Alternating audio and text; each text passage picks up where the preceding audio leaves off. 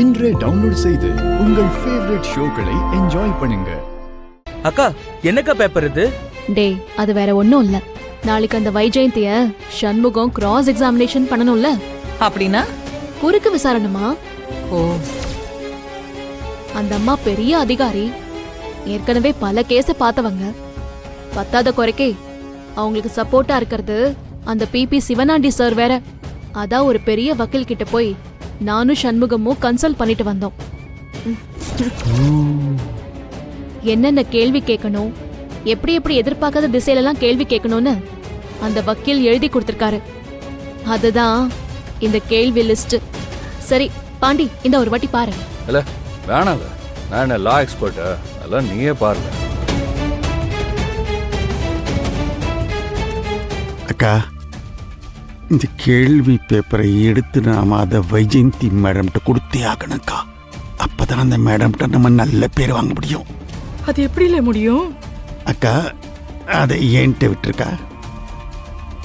நீ அவங்க எதிரில் போய் இருந்து அவங்க கவனத்தை மட்டும் தசை திருப்பு, மற்றதான் நான் பார்த்துக்கிறேன்க்கா. சரி சரி. வா பரணி. என்ன சாப்பாடு, என்னாச்சு இன்னைக்கு? என்ன பயங்கரமா இருக்கு ஸ்மெல்லாம். என்ன பரணி, கோர்ட்டு முடிஞ்ச உடனே புருஷனை கூட்டு அப்படியே இங்க சாப்பிட வந்துட்டு போல இருக்கி. இப்ப என்ன வந்துச்சு உங்களுக்கு? நான் சோறு போடுதேன், என் பொண்ணு என் மருமகனும் சாப்பிடுதாவ.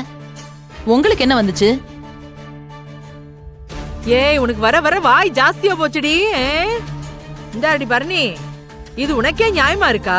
என்ன இருந்தாலும் என் தம்பி சௌந்தரபாண்டி உனக்கு அப்ப இல்ல, இப்படியா அவனை கோர்ட்ல நிக்க வச்சு அசிங்கப்படுத்துறது? அவர் செஞ்ச பாவத்துக்கு அனுபவிக்கிறாரு. உங்களுக்கு என்ன வந்துச்சு இப்போ? சண்முகம் உங்களை கூண்டுல ஏத்தாம விட்டான்ல, அதுக்கு சந்தோஷப்படுங்க.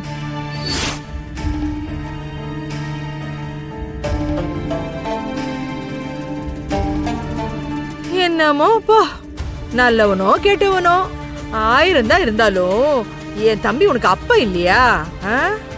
ஏமா, உனக்கு அவன் மேல கொஞ்சம் கூட பாசமே இல்லையா? ஒரு பொண்ணு இப்படியா இருப்பா? உங்க மேல என் அப்பாவுக்கு பாசம் இருந்துச்சா? உங்களையே மாட்டி விட்டுட்டு ஜெயிலுக்கு அனுப்புனவர் தானே என் அப்பா. அக்கா, இப்ப மட்டும் எப்படி உங்களுக்கு பாசம் பொத்துக்கிட்டு வருது? அக்கா, இவகிட்ட பேசி எந்த பிரயோசனமும் இல்லை.